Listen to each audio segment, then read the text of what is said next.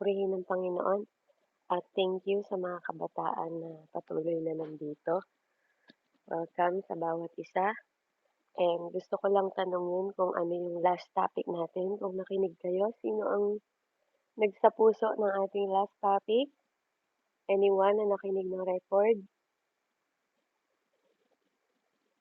Sino po yung nakinig? Sino yung nag-ano? Ano yung topic natin last week, Angel? Sinasend ko sa inyo yung ating pinag-aralan.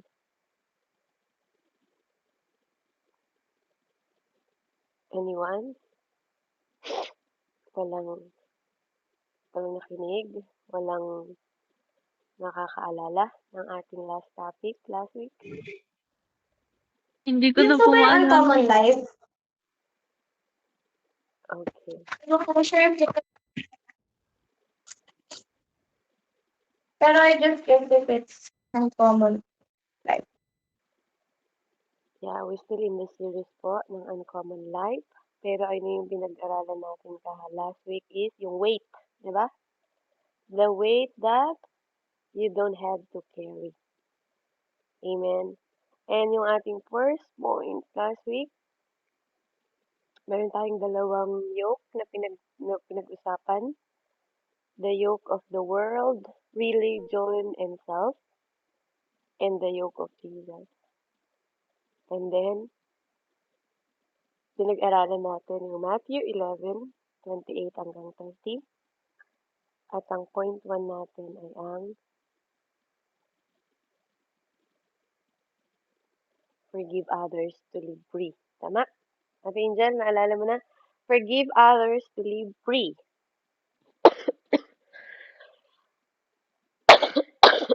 Excuse me po. Ayan. So ngayon, yung araw na to, pag-aaralan naman natin yung susunod na point. Tayo muna'y manalangin. Hallelujah. Heavenly Father, we honor you. We glorify your name. We magnify your name. And we bless your name, Father. We thank you, Panginoon, sa fellowship na to, ngayong araw na to, na muli mo kaming tinipon, muli mo kaming pinagsama-sama, muli mo kaming tuturuan at tutulungan, Panginoon, na matutunan ang iyong banal na salita, Ama. Salamat po, O Diyos, sa patuloy na pagpapatawad mo sa aming mga kasalanan. Salamat sa buhay ng mga batang ito na patuloy, Panginoon, nag-aaral. Patuloy mo nga pong laging itatak sa puso at isip nila ang mga bagay na aming pinag-aaralan sa bawat linggo, Panginoon, na kami po ay pinagtatagpo mo sa online, Panginoon, na gathering na to, Panginoon. Maraming salamat, Ama, na hindi maikli ang iyong kamay at aabutin mo, Panginoon, ang kanilang mga buhay. Patuloy mo silang gabayan, i-cover mo sila ng protection na nagmumula sa iyo. At patuloy mo silang ingatan, Panginoon, sa iyong mga kamay, O Diyos. Sa pangalan ni Jesus, salamat po sa wisdom, knowledge, and understanding. In Jesus' name, Amen. So, yung first point natin last week is forgive others para daw makamuhay tayo ng malaya. So, ang ating topic sa The Uncommon Life is yung mga kabigatan na hindi nyo na kailangan dalhin pa. Amen? So, after ng forgive others to live free, ang second point natin ngayon is forgive yourself to live whole. Okay? So, after mong i-forgive yung other para maging malaya ka, dahil pinag-aralan natin, i-release natin lahat ng offense ng ibang tao sa'yo, and i-let go mo yung mga kabigatan na nangyari sa'yo. Amen? Kaya nga, we have to forgive not because they deserve it, but we have to forgive because we deserve to live free. Kailangan nating maging malaya sa lahat ng mga kabigatan na ginagawa sa atin na nagawa sa atin ng mga tao. Mahalaga po na maging malaya tayo. Kasi kapag naging malaya ka magpatawad sa iba, saka mo palang mapapatawad yung sarili mo para mabuhay ka ng buo. So, ibig sabihin, pag dala-dala mo pa rin amen, yung kabigatan ng mga hindi mo pagpapatawad sa ibang tao, hindi mo kahit kailan matututunan mabuhay ng buo ka. Amen. So forgiveness is not complete until you receive eternally. Kapag natanggap mo to ng buong-buo sa'yo. Amen? You can forgive others. You can say, God, forgive me. But inside of you, pwede kang mabuhay pa rin na broken yung inside mo. Na hinahanted ka pa rin ng guilty. Amen? Na paulit-ulit pa rin nagre-replay yung regret sa isip mo at nagko-question ka na, am I worthy? Amen? So, sometimes mga pakitang tao tayo, no, oh, I forgive you na. Pinapapatawad na kita at naniniwala akong pinatawad ako ng Diyos, pero labas lang sa bibig, hindi siya galing sa puso. Amen? Kaya natin sinasabi that inside, we still broken. Amen? So, some of the belief, marami tayong mga belief na ang cross is for everyone else. Amen? But you're still punishing yourself for what Jesus already paid for. Pinapaniwala natin sarili natin na ang krus ay kabayaran, amen, at para sa lahat. Sa ginawa ng Panginoon para sa ating lahat. Pero minsan, binibigay nga natin ito sa lahat, pero yung sarili natin, masyado tayo nagiging harm. Amen. Hindi mo nararamdaman na worthy ka, hindi mo nararamdaman na malinis ka, at hindi mo nararamdamang malaya ka. Once again, you don't feel worthy, you don't feel clean, and you don't feel free. Amen. So, ang forgiveness, hindi lang ito basta pakiramdam. It is the finished fact. Ito yung tapos na katotohanan. Amen. So, sabi sa 1 John 1:9, if we confess our sin, He is faithful and just and will forgive us our sin and purify us from all unrighteousness.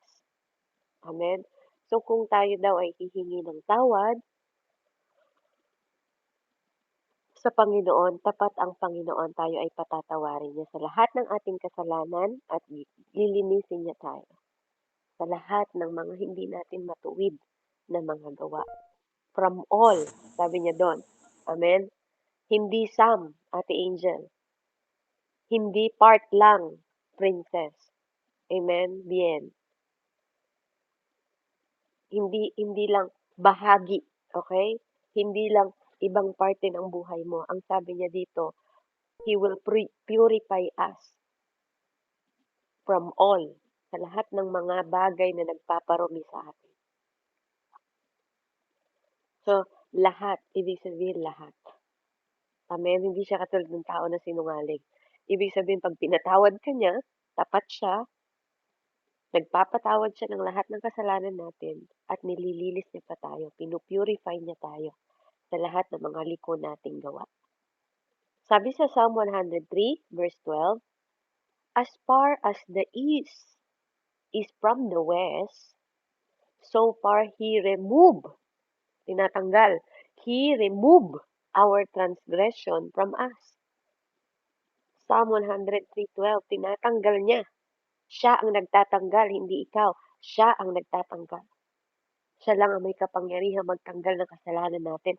Siya lang ang may kapangyarihan, ang Panginoon lang ang may kapangyarihan na mag-purify at maglinis sa atin.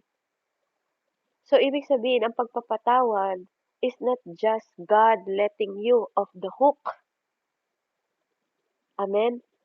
Hindi lang siya ang magtatanggal o ile-let go ng lahat ng mga nakaangkla sa'yo, nakakalawit sa'yo ng mga kasalanan. Siya rin ang nagtatanggal ng mga record mo entirely, lahat entirely, mula noon hanggang ngayon. Amen? So, dito, ang key site natin sa forgive, sa Greek, ang tawag niya ay appliemi. Okay? Nang ibig sabihin, it means to send away, to cancel, to release a debt completely. Kompleto, lahat ng utang mo lilinisin niya, lahat ng kasalanan mo buburahin niya. Amen. So God is not asking you to pay it back. Hindi ikaw at ako ang sinasabi ng Panginoon, bayaran mo tong kasalanan mo. No, siya ang nagbabayad. He already wrote it off. Tinanggal niya, nilinis niya, pinurify niya. Amen? Ni-remove niya, inalis niya. Amen? Kaya kung ikaw, meron ka pang mga kasalanan na hindi mo mapatawad yung sarili mo or tingin mo sa sarili mo, unworthy ka, wala kang pakinabang, wala kang magandang ginagawa, amen? Tanggalin mo yan sa isip mo. When you refuse to forgive yourself, you are trying to make monthly payment on the debt of God already paid full. Kapag ginagawa mo yun sa sarili mo, pinapahirapan mo lang yung sarili mo. Para mong sinasabi na kailangan mo magbayad sa Panginoon ng monthly payment. Alam niyo yun, yung sa pamamagitan ng gawa ninyo, kailangan kong maging mabuti para mapatawad ako ni Lord ng ganito.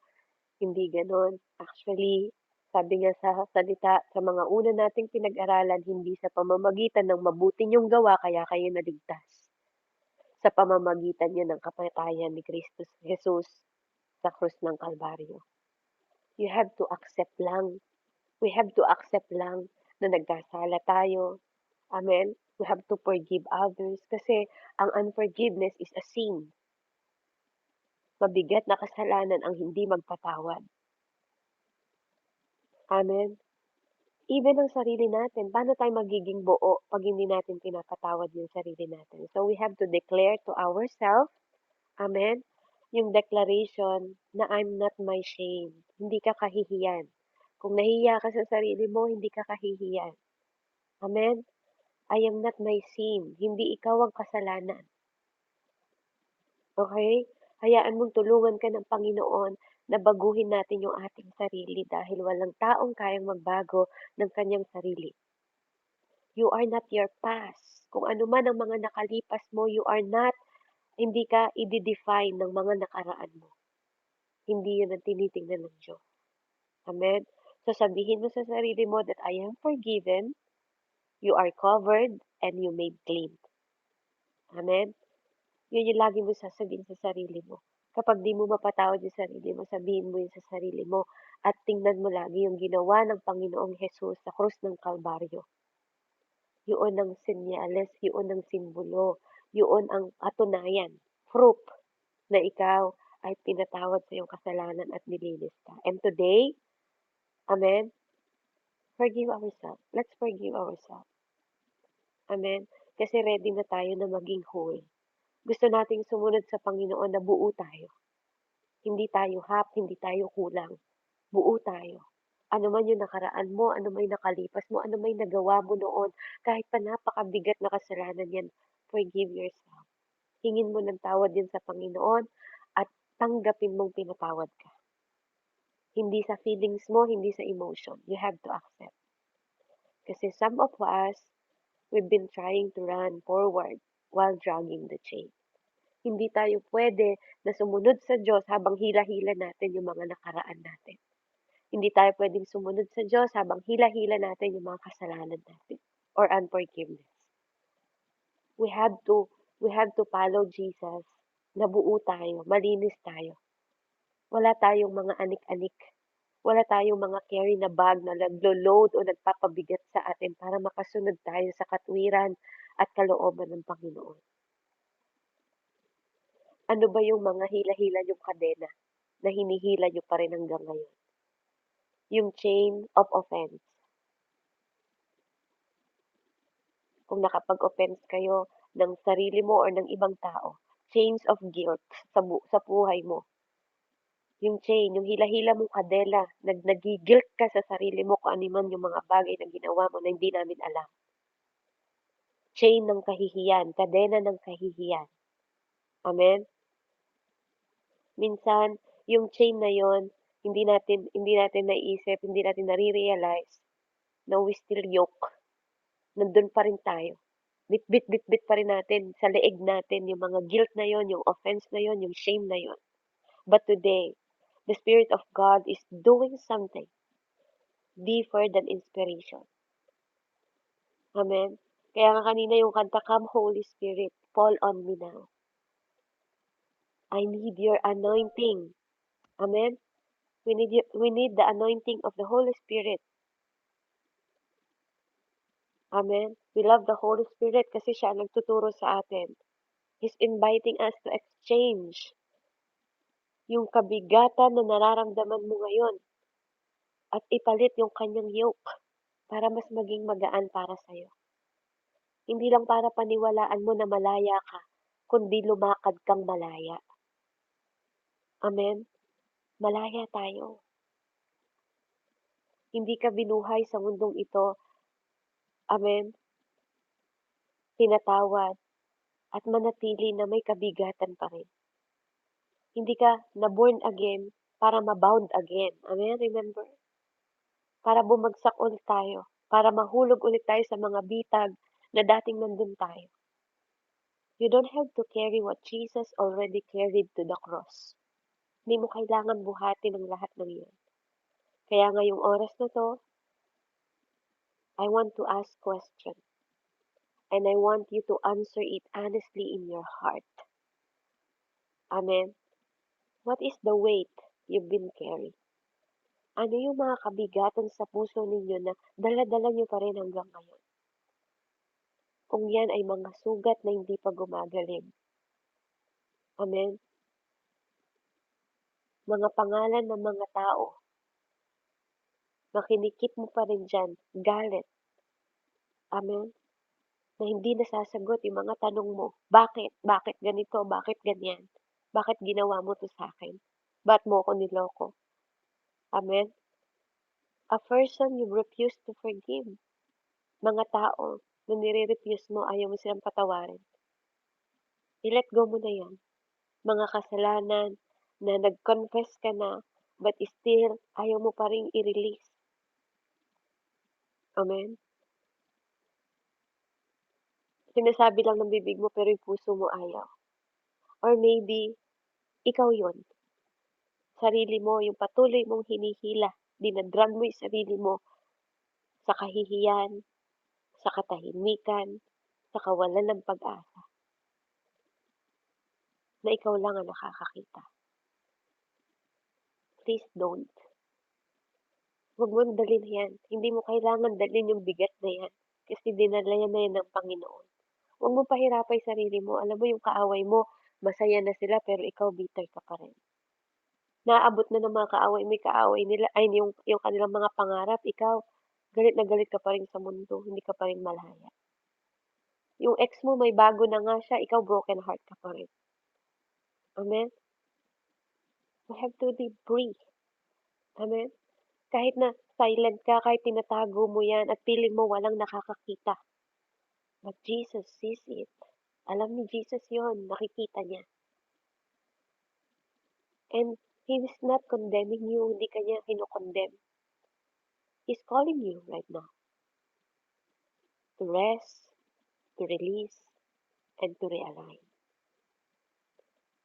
Para magpahinga, palayain mo yung sarili mo, at mai-align ka sa tamang linya kung saan gusto ng Panginoon sa Kanya. Amen? So mahalaga na patawarin natin. Humingi tayo ng tawad sa mga panahon na twiling na hindi pala tayo buo. Kasi yung sarili natin hindi natin napatawad. Amen? So purihin ng Panginoon. I hope and I pray na ngayong araw na to, maging malaya tayo. Because our life is not uncommon anymore. Pagkatapos mong magpatawad sa iba, na nag-betray sa'yo, na nanakit sa'yo, nag-abuse sa'yo, na namantala sa'yo, you have to forgive yourself. Because you don't have to carry the weight anymore. Amen? It's already paid in the cross of Calvary. Purihin ng Panginoon, live whole. Forgive yourself to live whole. And forgive others to live free. Amen? Purihin ng Panginoon. Yun ang gusto ng Diyos sa iyo at sa akin. So let's pray. Heavenly Father, we honor you. We thank you. Dahil malaya na kami. Malaya kami na nagpatawad sa iba. Panginoon, at naging buo kami dahil napatawad na namin ang aming mga sarili. Salamat na patuloy mong pinapaunawa ang iyong banal na salita sa bawat isa sa amin upang lalo naming makita ang kagandahan ng iyong pagbuo, paglilinis at pagpupurify sa amin na nire-remove mo kami sa karumihan. Hinaharap mo kami ng malinis at walang kahihiyan. Kaya salamat sa kalayaan, Panginoon. Salamat sa pagiging buo namin because of you. Na kinuha mo ang lahat ng ito, lahat ng burden, lahat ng bigat, Panginoon. Nirelease mo ito para makasunod kami na walang kadena, walang kahihiyan at punong-puno ng pag-asa.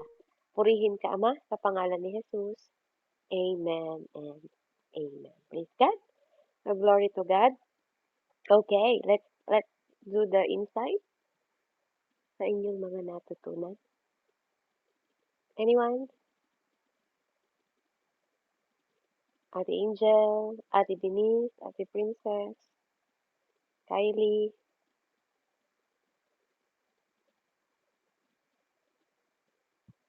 Sige po, ako na pong mauna po. Amen.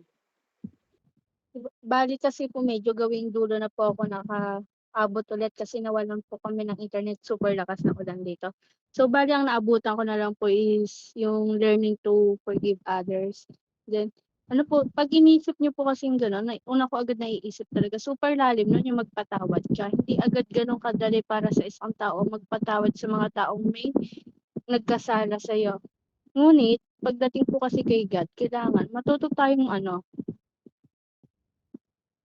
tayong patawarin yung kapwa nating tao kasi siyempre wala ding perpektong tao, lahat nagkakamali. Ngunit yung iba nga lang po yung pagkakamali nila talagang masyadong mataas para kailangan ng panahon para matuto kang patawarin. Pero kahit gano'n, matuto tayong magpatawad kasi alam mo yun, 'pag napapatawad mo kasi yung kapwa mo, parang minamahal mo din sarili mo. Kasi napapakawalan mo sa loobin mo yung ano, parang hinanakit na kung anong meron ka para sa ibang tao na yun. So, kaya parang ang tingin ko po talaga, once na nagpatawad ka, parang sine-set free mo din yung sarili mo, na parang nakakalaya ka mula sa sarili mong damdamin na kung ano man yung kasalanan ng isang tao na iniisip mo at dinadala mo hanggang sa dun ka na lang talaga nagfo-focus. Kaya yun po, yung forgiving others is parang setting yourself free from the pain na meron. So yun po, amen. Amen. Praise God. Ate Denise, Angel, Kylie.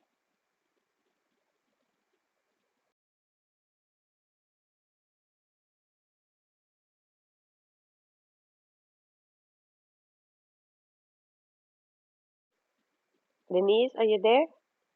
Ate Angel, nandyan ka ba? Ate Jolly, nandyan ba kayo? Ayan, sige Angel.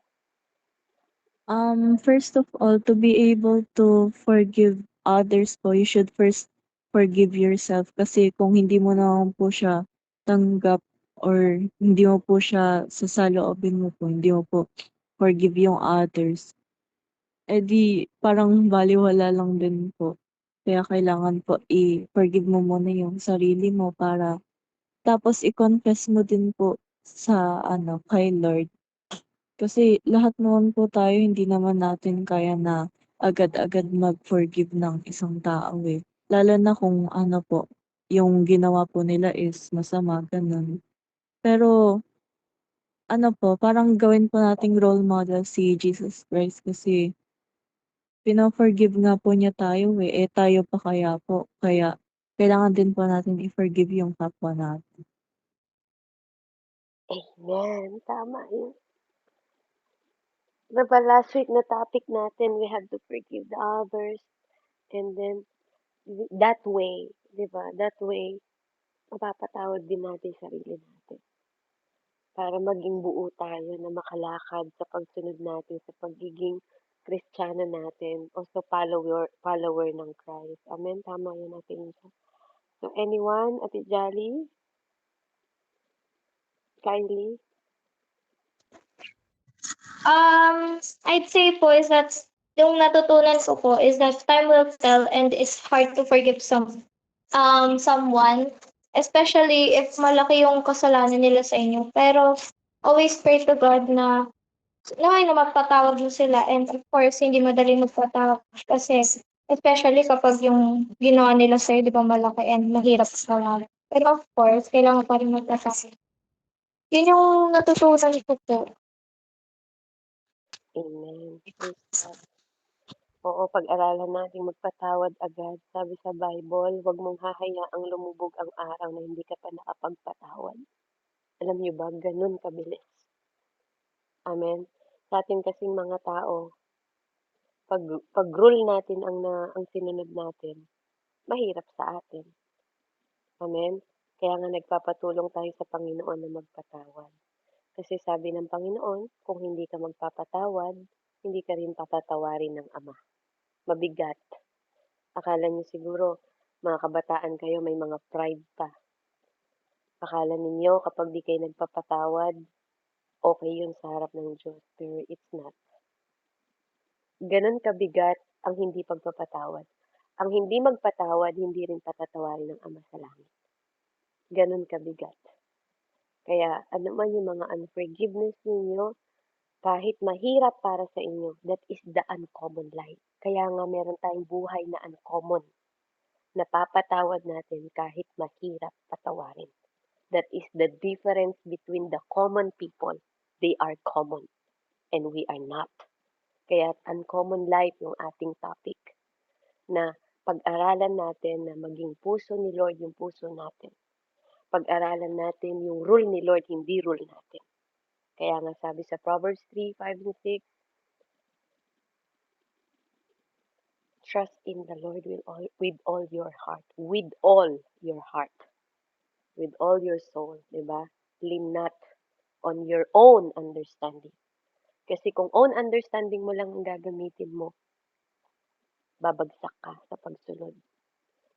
Kaya nga, when we live in Christ, we have to follow Christ, not follow ourselves, para hindi maging mas mahirap sa atin ang pagsunod. Amen. Sige po, Ate Denise. Amen po. Yung natutunan ko po is, huwag mong hayaan yung galit mo yung manguna kaysa sa sa mind mo po. Kasi, um, kasi po, kapag galit po tayo is parang sa mind po natin is pinapatay po na natin yung taong may kasalanan po sa atin. And, um, magpakumbaba tsaka Mag magpatawad po kahit mahirap pong magpatawad, mag-ask na lang po tayo kay God na siya na po bahala kung ano yung gagawin niya sa taong may po sa'tin, may kasalanan. Ayun lang po, amen po.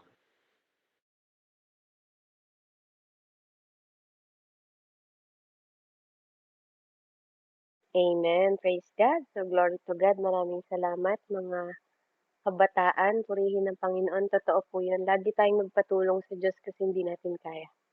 Amen? Okay, so let's take photo na. Purihin ng Diyos. Thank you, Jesus.